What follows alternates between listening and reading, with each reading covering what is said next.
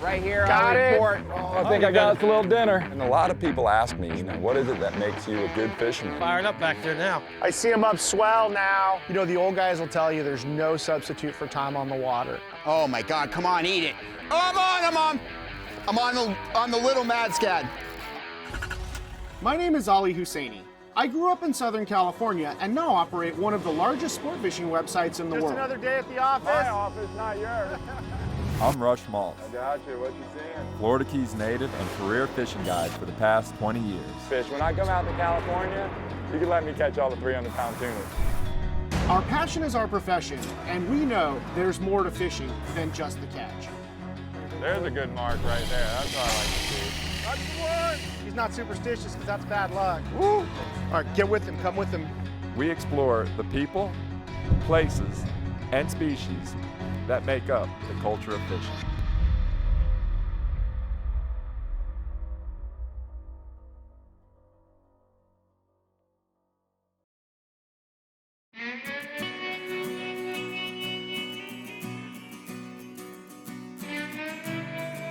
Over the past 2 decades, the sport of fishing has become more and more popular. I need to get some fly line on these. I'm gonna do 11 intermediate on this and 12 intermediate on this. Gotcha. When I was younger, fishing was real popular. Everybody liked to do it, but it wasn't as popular as it is now, it seems like. More and more people have gotten into it. The technology has grown so much over the past 2 decades, and let's face it, there's just more and more fishermen out there. Thank you, sir. I appreciate it. And a lot of people ask me, what is it that makes you a good fisherman? And the one real answer for that is just getting out there and doing it. You can watch all the videos and you can read all the articles and magazines you want, but the only real way to become a good fisherman and in tune with what's going on out there is to be out there fishing. Even for me, being a full-time guide, fishing a ton of days in a year, there's still time I'm not out on the water. I'm traveling or I'm spending time with my family. It could be a holiday, and it doesn't take very long to lose touch with what's going on out there. Yeah. Did you fish this weekend? Yeah. Playing the golf, and the day before that, what we did, we went offshore and caught some sails. A lot of times, I need to just get out there, get on the water, even if I don't have clients on the boat, just to get a feel for what's going on. What do we got tomorrow? Southeast, south? I could get some intel from some friends or whatever, but I want to know what's going on for myself, and I want to see what the tide's doing, what the watercolor looks like. That way I'm prepared for the next week or 2 weeks of up-and-coming charters. I don't know. Do we want to stay close and kind of just do the end of the bar and try and catch some tunas and all that kind of thing, or you want to run up in the Gulf? A lot of times when I'm going out and scouting, let's say, I'll take a buddy with me. All right, buddy. Well, I'll give you a shout in a little bit and we'll come up with something. All right. All right, later. Here in California, our fishing season typically kicks off in the spring, and that usually consists of yellowtail coming up the coast in March or April, and then in the past few years, we've been really lucky to have these bluefin tuna showing up early, sometimes as early as March, and even beating the yellowtail into our waters. Oh, you want mad scads on the spinning rod? Please, yeah. I got some more here if we need them too. The way I fish is really different than most guys because, Rush, for instance, that's his job. He spends 200 days on the water, he fishes a ton, and Rush has to fish. I'm very fortunate, on the other hand, where my job really takes place in the office, on the telephone, and on the water to an extent, but I get to fish when I want to fish. If we're going back and forth, it's gonna be the islands or tuna, but I think we're gonna go for tuna. The islands have been sort of hit or miss. The one thing about Rush's job that I'm constantly jealous of is he gets to spend consecutive days on the water, and he gets to see the trends of the fish, and he gets to see firsthand where they're moving, what they're doing, how they're reacting. Unfortunately, me being a glorified weekend warrior, I just don't get to do that. So I think we'll start out where I got those fish last week, which is like 45. I know that there's a lot of bigger biting fish at like 70. So we're gonna try and resist the temptation. to go 70, but if we got to, we will. Once the season kicks off, I'm fishing hard. You know, it's always hard to find guys who want to fish as hard as you or who are serious about it or just can get away as much. I mean, no, last week there were a lot of fish. We caught fish. And Thursday, it bit crazy at 70. So I want to slow down and look because we may not have to go that far. Obviously, all that stuff's pushing up this time of year. So, like I said, we're going 70. Yeah, probably 70. I probably fish with a couple dozen different guys over the course of the season, but I would say that 80% of my fishing is with the same 3, 4, 5 guys. And really the guy I fish with the most is Brett Weinberg. Not seen right here. Got it. Report, right there. Got it.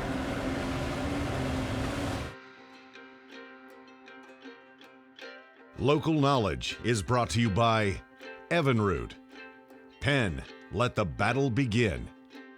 Yeti, built for the wild. Seakeeper, once you feel it, you'll never boat without it. Seagar, the inventor and perfecter of fluorocarbon fishing lines. Bubba, the ultimate lifestyle. Nomad Design, crafted by experience. And by bdoutdoors.com. How are we looking in there, Skipper? Looking pretty good.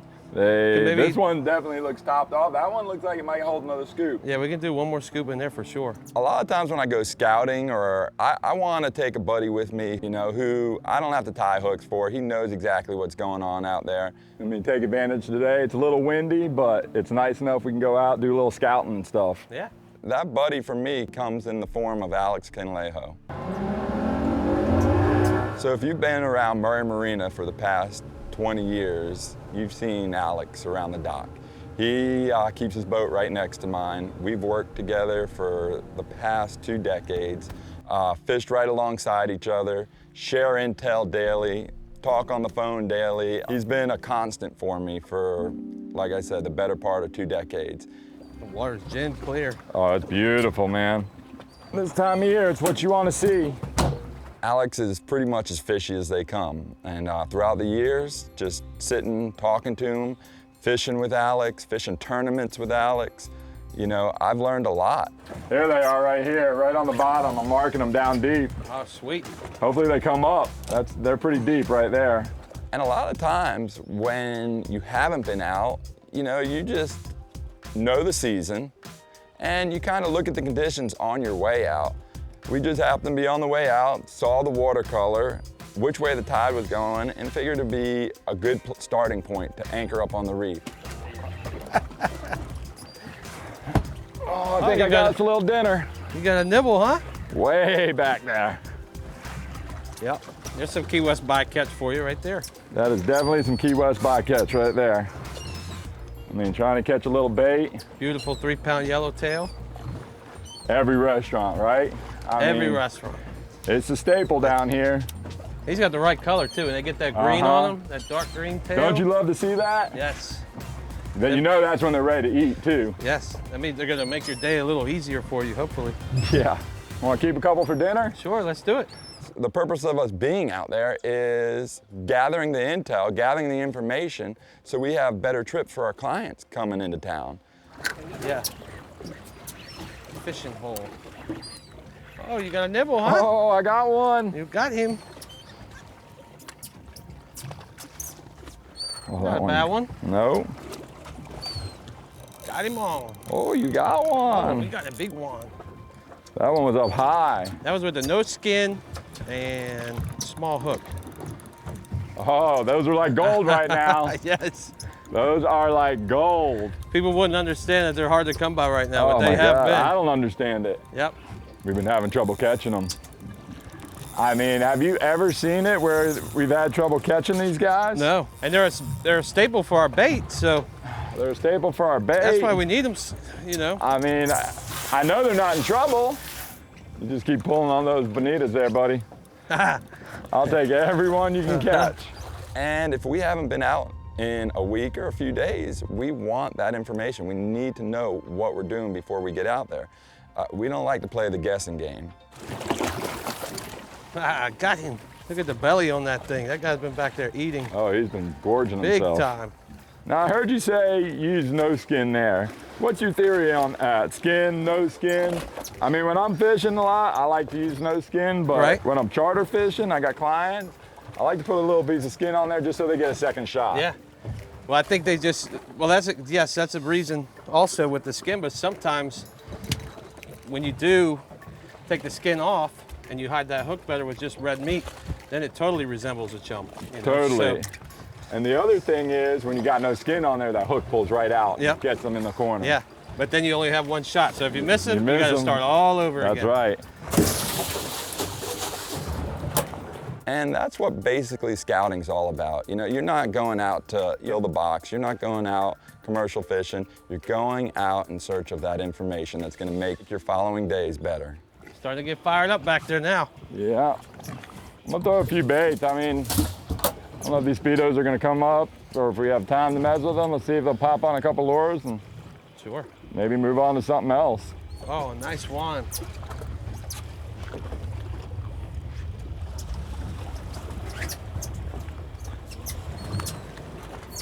Yeah, look at that color on them. Yeah. That's that blue water too. No matter how many you've caught in your lifetime, they're still fun to catch every time. Oh man. At this point in my life, I just like being out here and catching fish, you know what I mean?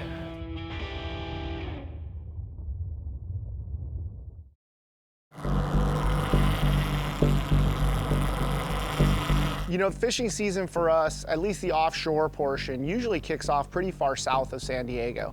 This one might be yellowtail, Brad. Give it a go. It looked like it for sure.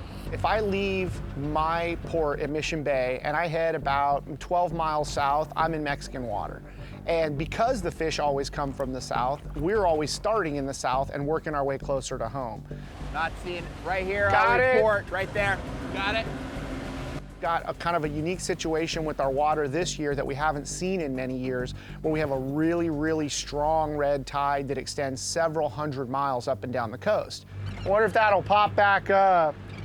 And so what'll happen is you'll get that algae bloom, the water gets very red, it kind of stinks, it just looks nasty, but actually it's just a natural cycle. And then with that algae bloom will form a hard edge between the inshore water and the offshore water. And that's basically what we're fishing. Here they are right Coming at us? Oh, Yeah, yeah. Try to ease up to them, see if they don't go down this time. Yeah, I will. I just wanted to get you a cast at them while they were up. These bluefin have got the bait. They're finding the bait pushed up against that temperature and color break where the dirty red tide water is meeting that cleaner offshore water. And those two forces basically push together, almost like if you imagine two rivers. Definitely yellows all over the place, man. Decent sized fish. They're up and rolling on the bait, but they're just not, you know, they're up and down, up and down, up and down. You got to get up there quick and be in the right spot at the right time. And So the bluefin are in there patrolling, and that's where we're kind of all day long looking for these fish. We're gonna dip into the dirty water, and then we're gonna come out into the clean water, and just trying to figure out what side of the break they're on, you know, and if you find the bait, you're really gonna wanna work that area harder, and then as with any kind of fishing, you know, you find the life, you're gonna find the fish close by. I don't see it. I don't see it. You saw it for a second there, right? Yeah, I did see it. Normally when we first see them, they're in what we call foam mode. And that's when they've got little tiny baits. It's usually little tiny anchovies or even smaller. And they'll ball that stuff up and they will just pound it up on the surface, and it makes the ocean foam like crazy. I see them up swell now. All right, I'm boiling. gonna hold off then. Way up swell. Let's see. We tried setting up on some meter marks and we tried getting a bite. That didn't work. But these fish were just not going crazy. And we see this a lot. They'll bite really good for 3, 4, 5 days. They'll take an off day or two for whatever reason, and then they'll come right back with a vengeance. You know, after fishing hard for the better part of the day, it's getting to be early afternoon, you know. Right here on the corner under those two birds. Where? Those Yeah. two turns right there that just came up under them. I can't get to those. Right there, right yeah, there, I see see it? it. It's the same thing up ahead here. Okay, I'm just letting you know. So once we kind of got in the zone, we did find a pocket with a lot of life. And, you know, the tide was at noon, but for whatever reason, the fish just erupted for about 45 minutes around 3 o'clock in the afternoon. Good luck. Oh, straight ahead, straight ahead. Left side and straight ahead. Now this is looking like tuna. It's right in them. Oh, yeah. Oh, you missed him. You missed two. Oh, there's another one underneath it. Reload, reload. Really unusual. Usually if they're gonna foam, it's around a tide or something like that. But we literally went from picking up breadcrumbs all day long to there was foaming tuna in every single direction. Oh my God, come on, eat it. Oh, I'm on. I'm Nice, on the little nice, mad scat. nice. On the little mad scat. Nice work, dude, nice work. On the mini gear, of course. I'm close, Ollie. Okay. Ah, he took off. What a shock.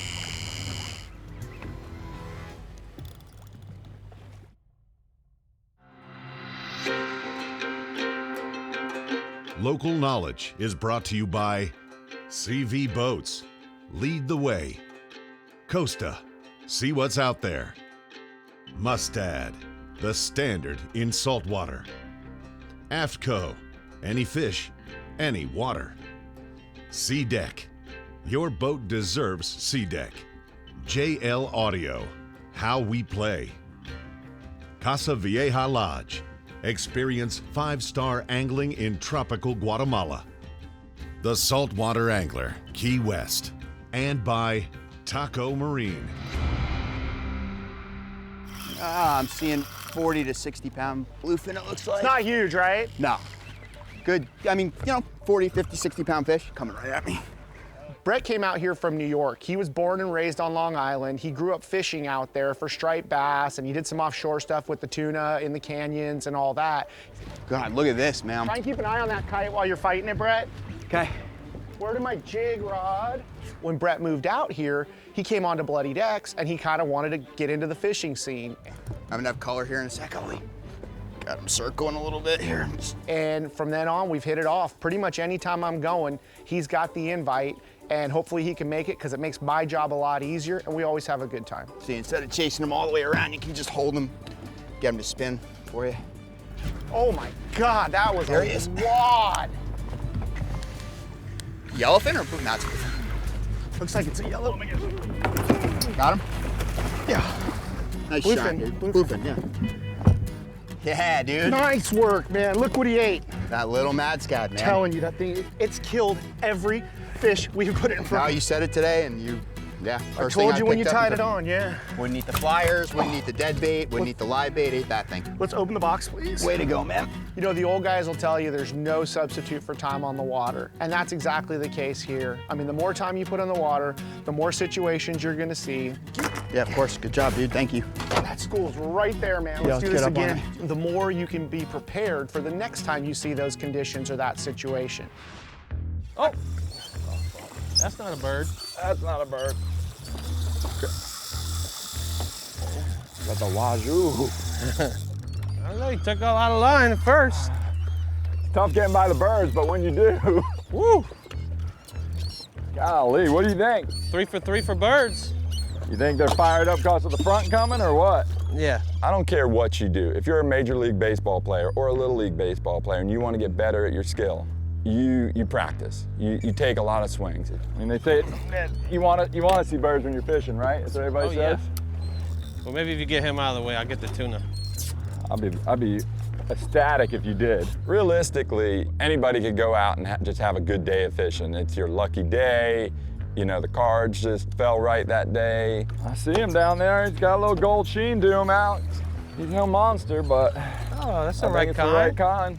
The real way, the only way to really get better and hone your skills is to get out there and fish. Love it when a plan comes together. Yes. Especially in the first 10 minutes. That's your Beautiful typical little fish. football right there.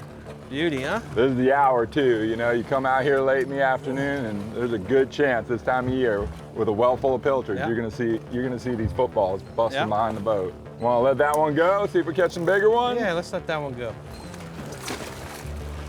There she goes. Very nice. Every day you get out there, try and take a little something back with you. Try and learn something out there every day.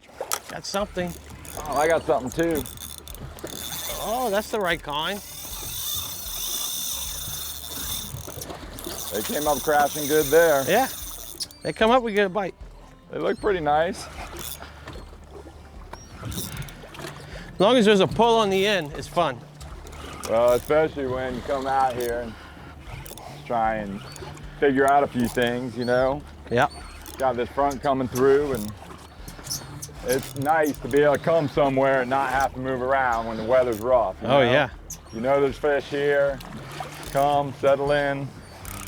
Definitely fighting like the right one, isn't it? Yeah. It's the right kind.